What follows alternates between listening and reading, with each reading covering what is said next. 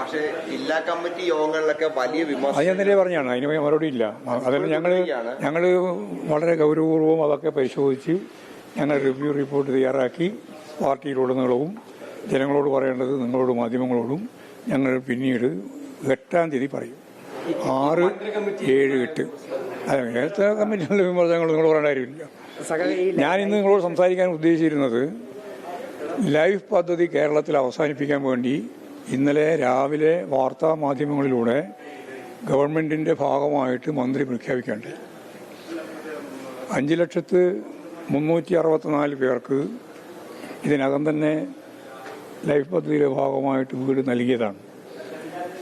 1,03,600 വരുന്ന ആളുകളുടെ വീട് പണി അവസാന ഘട്ടത്തിൽ നിൽക്കുകയാണ്. ഇനിയും ലക്ഷക്കണക്കിന് ആളുകൾക്ക് വീട് നൽകേണ്ടിയുണ്ട്.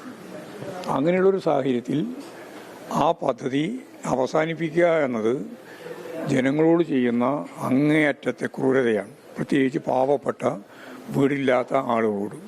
അപ്പോൾ കേരളത്തിൽ എല്ലാവർക്കും വീട് നൽകുക എന്നുള്ളതാണ് ഏറ്റവും പ്രധാനപ്പെട്ട ഒരു പദ്ധതിയായി ഇടതുപക്ഷ ജനാധിപത്യ മുന്നണി ഗവൺമെൻറ് കണ്ടിരുന്നത്. അത് ഇല്ലായ്മ ചെയ്യുന്നതിന് വേണ്ടി നടത്തുന്ന ശ്രമത്തെ കേരളം ഒറ്റക്കെട്ടായിട്ട് എതിർക്കും എന്ന് പറയാനാണ് ഞാൻ ഉദ്ദേശിച്ചത്. പക്ഷേ ഇന്നലെ രാത്രിയോടുകൂടി മന്ത്രി ഞങ്ങൾ സ്റ്റേറ്റ്മെൻറ്റിലും കൊടുത്തിരുന്നു. മന്ത്രി അതിൽ നിന്ന് ഞങ്ങൾ അങ്ങനെ ഉദ്ദേശിച്ചില്ല എന്ന് പറയുന്ന നില സ്വീകരിച്ചിട്ടുണ്ടെന്നാണ് പറയുന്നത്. നല്ലത്. ഞങ്ങളെ സംബന്ധിച്ചിടത്തോളം അത് തിരുത്തി ഫലപ്രദമായിട്ട് ഈ ലൈഫ് പദ്ധതിയെ മുന്നോട്ടേക്ക് കൊണ്ടുപോകാൻ കേരളത്തിൽ സാധിക്കേണ്ടതുണ്ട് എന്നാണ് പറയാനുള്ളത്. ഈ പല കേസുകളും പുനരന്വേഷണം വരികയാണ്. കാമ്പസ് സ്ക്രീൻഷോട്ട്, ഗൺമാന്മാരുടെ ആക്രമണം, ഈ വിഷയങ്ങളൊക്കെ